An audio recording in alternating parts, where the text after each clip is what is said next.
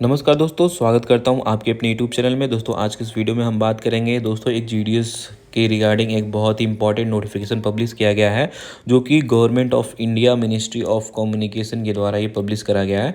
दोस्तों 10 तारीख है, आज ही ये जो नोटिफिकेशन है पब्लिश किया गया है। दोस्तों बहुत ही इंपॉर्टेंट नोटिफिकेशन है जीडीएस के रिगार्डिंग, जो कि एलटीएफ फैसिलिटी जो हमारा मिनिस्ट्री ऑफ कम्युनिकेशन जीडीएस को देता है, जो कि लिमिटेड ट्रांसफ़र फैसिलिटीज़ को बोला जाता है। दोस्तों इसमें हम देखेंगे कि इसमें क्या चीज़ें मेंशन करी गई है। दोस्तों आपको टेंशन लेने की ज़रूरत नहीं है, सारी चीज़ें मैं डिस्कस करूंगा। और अगर आपको वीडियो पसंद आए तो वीडियो को लाइक ज़रूर करिएगा और अपने दोस्तों के साथ ज़रूर शेयर करिएगा। दोस्तों देखिए, इसमें सब्जेक्ट तो आप लोग ने पहली बात तो आप लोग नोटिफिकेशन पढ़ ही लिया होगा, बट जिनको नोटिफिकेशन समझ में नहीं आया होगा उसका टर्म एंड कंडीशन मैं आपको समझा देता हूँ सिंपल लैंग्वेज में, आपको समझ में आ जाएगा। वीडियो में आप दोस्तों लास्ट तक जरूर बने रहिएगा, आपको बहुत अच्छी जानकारी मिलेगी और सटीक जानकारी मिलेगी, क्योंकि दोस्तों मैं बिना मतलब की बातें नहीं करता हूँ वीडियो में।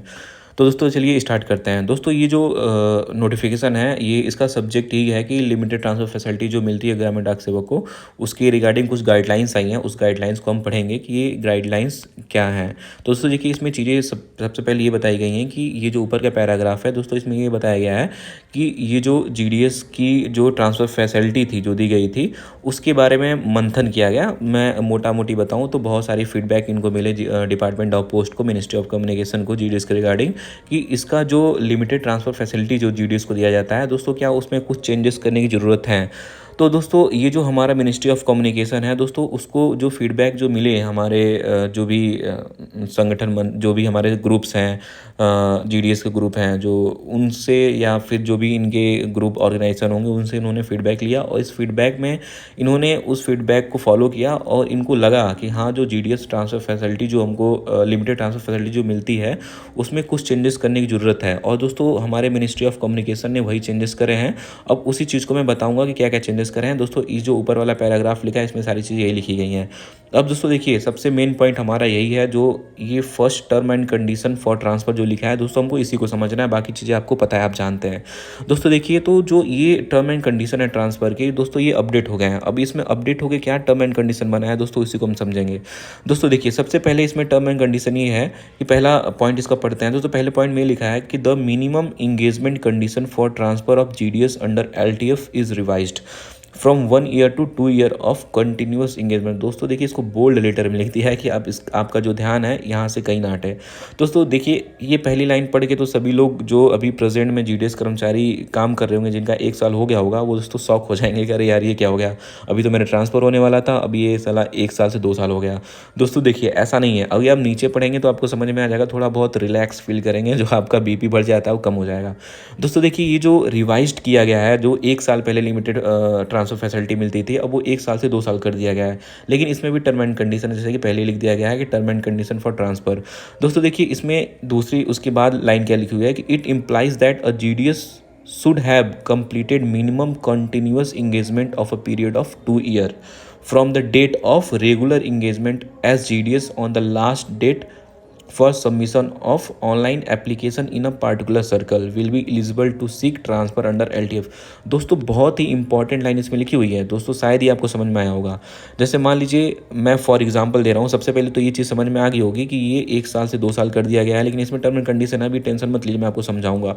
दोस्तों देखिए, इसके आगे इसमें एक चीज़ ये भी लिखा है कि अगर आपका 2 साल हो गया, मान लीजिए आपका 2 साल बाद ये ट्रांसफ़र आपको करा रहे हैं, 2 साल आपका अगर हो गया है, तो दोस्तों अगर मान लीजिए आज जो है ट्रांसफ़र का पोर्टल ओपन होता है, ठीक है, मान लीजिए 10 दिन आपको मौका मिलता है ट्रांसफ़र पोर्टल में फॉर्म अप्लाई करने का, लेकिन उस 10 दिन तक आपका अभी 1 साल पूरा नहीं हुआ है, आपका अगर 5 दिन बाकी है 1 साल पूरा होने में, तो दोस्तों आप स्टार्टिंग से 1 से लेके 5 तारीख तक आप फॉर्म नहीं अप्लाई कर पाएंगे, क्योंकि आपका 5 दिन बाकी है, आपका 2 साल नहीं पूरा हुआ है। दोस्तों जब 5वें दिन से 6वें दिन वाला पोर्टल जब चालू होगा, जब आप फॉर्म अप्लाई, मतलब 6ठा दिन जब आएगा फॉर्म अप्लाई होने का, उस टाइम अगर आप एलिजिबल हो जाते हैं, ठीक है, अगर उस टाइम आप एलिजिबल हो गए कि आपका 1 साल पूरा हो गया, तो दोस्तों आप उस टाइम भी फॉर्म अप्लाई कर सकते हैं, क्योंकि आप दोस्तों यहाँ पे साफ साफ मेंशन किया है कि as GDS on the last date of fixed for submission of online application. Online application के सबमिशन के लास्ट डे तक अगर आपका 1 साल पूरा हो जाता है तो भी आप एलिजिबल हैं, आप ट्रांसफ़र जो आप लिमिटेड ट्रांसफ़र फैसिलिटी जो मिलती है उसका लाभ आप उठा सकते हैं। तो दोस्तों उम्मीद करता हूँ ये लाइन आपको समझ में आ गई होगी, जो कि बहुत इंपॉर्टेंट टॉपिक था, बहुत इंपॉर्टेंट पॉइंट था, कोई आपको ये नहीं बताएगा। शायद आपको समझ में भी ना आया हो। दोस्तों देखिए, अब दूसरा पॉइंट पढ़ते हैं। पहले पॉइंट में तो आपको समझ में आ गया कि अगर आपका पोर्टल ओपन होने के बाद भी अगर आपका 1 साल नहीं पूरा हुआ है, अगर 4-5 दिन बाकी है 1 साल पूरा होने में, तो 10 दिन भी अगर टाइम मिलता है तो उसमें भी आप अप्लाई कर सकते हैं ट्रांसफ़र के लिए। तो एक चीज़ तो क्लियर हो गया आपका। दोस्तों दूसरा पॉइंट क्या लिखा हुआ है, इसको ध्यान से पढ़िएगा।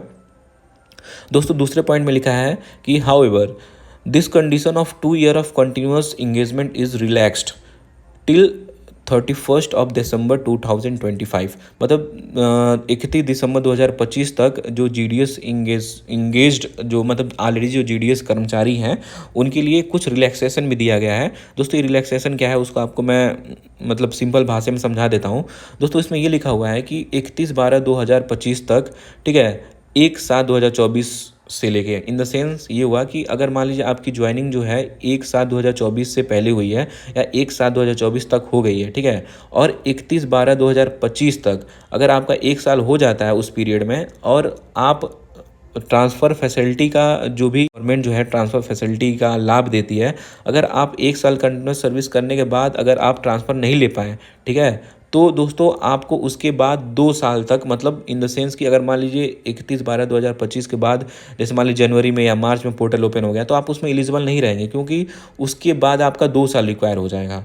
अभी तक तो 1 साल, अगर मान लीजिए 31/12/2025 तक अगर आपका 1 साल पूरा हो जाता है तो दोस्तों तब तक तो आप अप्लाई कर लेंगे अगर पोर्टल आएगा तो। लेकिन दोस्तों अगर इसके बाद पोर्टल ओपन होता है तो दोस्तों आप एलिजिबल नहीं होंगे, आपको 2 साल चाहिए होगा आपको अप्लाई करने के लिए। दोस्तों इस वाले पैराग्राफ में, इस वाले पॉइंट में यही चीज़ें लिखी हुई हैं कि this condition of 2 year of continuous engagement is relax till 31 December 2025 for the GDS engaged prior to 1/7/2024. Such GDS may be considered for transfer if they have 1 year of continuous engagement। ठीक है, समझ में आ गया। अगर आप 31/12/2025 तक 1 साल आपका हो गया है भाई तो आप उस तारीख तक ट्रांसफ़र ले सकते हैं। अदरवाइज़ उसके बाद आप 2 साल तक वेट करना पड़ेगा, इन द सेंस कि 1 साल अभी हुआ और 1 साल और वेट करना पड़ेगा तो 2 साल हो जाएगा, तब आप एलिजिबल होंगे। ठीक है, समझ में आया। तो all the GDS would require to meet the condition of continuous engagement of 2 year as mentioned in sub clause 1। मतलब इसमें जो भाई सब क्लॉज में जो मेंशन किया गया है कि सभी GDS को 2 साल कम से कम ये होना चाहिए आपको ड्यूटी रेगुलर इंगेजमेंट, तभी आप एलिजिबल होंगे ट्रांसफ़र की। लेकिन दोस्तों इसमें टर्म एंड कंडीशन है, अभी आप 3rd क्लॉज पढ़ेंगे 4th क्लॉज पढ़ेंगे तो आपको समझ में आ जाएगा। दोस्तों देखिए 3rd क्लॉज में क्या लिखा हुआ है कि this condition for transfer under mutual exchange facility will be 1 year of continuous engagement period. दोस्तों ये म्यूचुअल जो ट्रांसफ़र होता है, आप जानते होंगे म्यूचुअल ट्रांसफ़र मीन्स आप किसी के प्लेस पे जा रहे हैं, वो आपके प्लेस पे आ रहा है तो उसको म्यूचुअल ट्रांसफ़र बोलते हैं। दोस्तों म्यूचुअल ट्रांसफ़र के केस में 1 साल ही रहेगा, उसमें 2 साल नहीं हुआ है। अगर आप म्यूचुअल ट्रांसफ़र, आपको कोई म्यूचुअल आपका मिल रहा है तो आप उसके साथ ट्रांसफ़र ले सकते हैं और दोस्तों वो 1 साल में भी हो जाएगा, उसके लिए 2 साल एलिजिबिलिटी नहीं है। ठीक है, तो बहुत कम ही होता है कोई म्यूचुअल मिल जाए, बट दोस्तों मिल जाते हैं। तो ये चीज़ तो समझ में आ गई, ये चीज़ तो समझ में आ गई होगी। तो the online request for mutual transfer may be submitted and when the schedule of GDS online transfer cycle is issued from time to time. जैसे कि मैंने आपको बताया कि जैसे ही आपका पोर्टल ओपन होता है आप म्यूचुअल ट्रांसफर के लिए अप्लाई कर सकते हैं। अब देखिए दोस्तों इसमें ये लिखा है कि the male GDS will be provide 2 chance of avail. मतलब कहने का मतलब ये है कि मेल GDS को 2 चांस मिलेंगे ट्रांसफर फैसिलिटी के लिए और फीमेल GDS को 3 चांसेस मिलेंगे, जैसे कि ये पहले जैसे आपको पता होगा। अब दोस्तों देखिए ये भी चीज़ आपको पता है कि भाई आपका जो ट्रांसफ़र होगा वो सेम लेवल पे होगा। मतलब अगर आप BPM 1 है तो लेवल 1 पे है तो आपको लेवल 1 पे ही आपका ट्रांसफ़र होगा। जैसे कि ये चीज़ें लिखा है, आप इसको समझ लीजिएगा, इसमें ज़्यादा कुछ बताने की ज़रूरत मुझको नहीं लगती है कि पड़ रही है। अब दोस्तों देखिए ये इसमें 4th क्लॉज पढ़ते हैं दोस्तों, 6th क्लॉज पढ़ते हैं दोस्तों। 6th क्लॉज में क्या लिखा हुआ है दोस्तों, 6th क्लॉज में ये है कि the online request for transfer may be submitted as and when the window of GDS online transfer is made open from time to time. यही कहने का मतलब है कि जब पोर्टल ओपन होगा भाई तभी हम अप्लाई करेंगे। ठीक है, अगर नहीं होता है तो फिर नहीं अप्लाई करेंगे। और एक चीज़ और है कि इसमें ये भी लिखा है कि GDS online transfer is made open from time to time. Generally the schedule for GDS online transfer cycle will be issued on half yearly basis. कहने का मतलब ये है कि पहले 1 साल में 4 बार आता था, अब दोस्तों अब 1 साल में 2 बार आएगा। मतलब हाफ ईयरली बेसिस पे आपका जो ट्रांसफ़र फैसिलिटी जो पोर्टल है वो ओपन होगा। पहले 4 बार होता था लेकिन अब 1 साल में 2 बार ही होगा। ये बात आप ध्यान रख लीजिए भैया कि 1 साल में अब 2 बार ही होना चाहिए। ठीक है, होने वाला है वो भी जब वैकेंसी अवेलेबल होगी, मैक्सिमम नंबर ऑफ वैकेंसी होगी तभी भाई आप ट्रांसफ़र फैसिलिटी ले सकते हैं। ठीक है, तो GDS में apply for transfer against any और all vacant post of GDS. भाई आप किसी भी पोस्ट पे अप्लाई कर सकते हैं, आप एलिजिबल हैं अपनी एलिजिबिलिटी के हिसाब से, ठीक है। अब ऐसा नहीं है कि आप एबीपीएम है तो बीपीएम की पोस्ट पे आप ट्रांसफर हो जाएंगे। भैया आप अगर आप बीपीएम है तो बीपीएम की पोस्ट पे जाएंगे, ठीक है। एबीपीएम है तो एबीपीएम की पोस्ट पे जाएंगे, ये कहने का इसका मतलब है, ठीक है। अब दोस्तों आगे पढ़ते हैं क्या लिखा है। The transfer application will be processed after completion of all verification formality such as caste, education और जो भी पुलिस वेरिफिकेशन है। कहने का मतलब है कि पॉइंट बहुत इंपॉर्टेंट है। जैसे बहुत लड़के कन्फ्यूजन में रहते हैं कि क्या मेरा पुलिस वेरिफिकेशन नहीं हुआ है, डॉक्यूमेंट वेरिफिकेशन नहीं हुआ है, कास्ट वेरिफिकेशन नहीं हुआ है, मेरी मार्कशीट का मैनुअल वेरिफिकेशन नहीं हुआ है, तो क्या मेरा ट्रांसफर हो जाएगा, क्या मैं एलिजिबल हूँ। तो दोस्तों इसमें साफ साफ लिखा है कि एप्लीकेशन तभी आपका प्रोसेस्ड किया जाएगा जब आपका पूरा जो डॉक्यूमेंट है वो अच्छे तरीके से मैनुअली वेरीफाई हो गया होगा, जैसे कि कास्ट सर्टिफिकेट, एजुकेशन सर्टिफिकेट या पुलिस वेरिफिकेशन हो गया है, तभी भैया आप एलिजिबल हैं, ठीक है। और इसमें ये भी चीज़ लिखा है नीचे कि it implies that if as on the last date of submission of online application in a particular cycle the verification report on any of the above account is pending, the application for transfer will be rejected outrightly। मतलब कि अगर कोई भी आपका verification pending में तो भैया आपका ट्रांसफ़र जो है एप्लीकेशन वो रिजेक्ट कर दिया जाएगा, ठीक है, आप एलिजिबल नहीं रहेंगे। तो ये सारी चीज़ें दी गई हैं दोस्तों। अब मुझको नहीं लगता है कि इसमें कुछ आपको बताने की ज़रूरत है, क्योंकि आपको पता ही है कि भैया आप जब ट्रांसफ़र ले लेंगे तो आप जूनियर हो जाएंगे।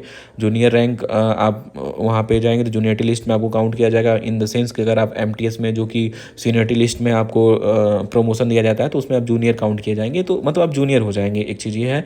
और अगर आप रिफ्यूज़ कर देते हैं कि मैं अगर आप अप्लाई करने के बाद अप्रूव हो जाता है आपका ट्रांसफ़र के लिए, तो आप अगर आप रिफ्यूज़ कर देते हैं तो आपका एक काउंट हो जाएगी, मतलब आपने एक जो मौका आपको मिला है आप उसको यूज़ कर लिए हैं, आपका बस एक ही मौका बाकी है ट्रांसफ़र फैसिलिटी के लिए, ठीक है। तो ये चीज़ें समझ में आ गई होगी। अब दोस्तों यही सारी चीज़ें हैं कि जो आपको मैंने बता दिया। अब दोस्तों एक चीज़ और है कि ऑर्डर ऑफ प्रियोरिटी। अब दोस्तों ये ऑर्डर ऑफ प्रियोरिटी मीन्स कि आपको पता है कि प्रियोरिटी सबसे पहले किसको दी जाएगी। जैसे मान लीजिए दो लड़के हैं, दोनों लोगों ने ट्रांसफ़र के लिए अप्लाई कर दिया है, लेकिन उसमें जो प्रियोरिटी दिया जाएगा सबसे पहले जीडीएस, पीडब्ल्यूडी, फिर फीमेल, मतलब ये चीज़ें आपको पता है, बताने की जरूरत नहीं है।